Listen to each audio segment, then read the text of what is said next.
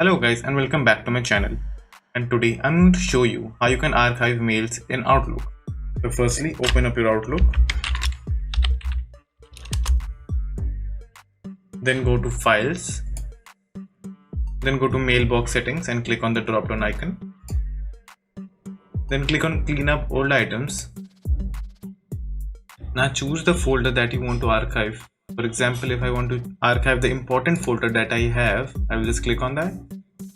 So I will now choose a location where I want to save the archive file, and I will also rename it. And after completing all the process, just press OK. So in few minutes there should appear another folder.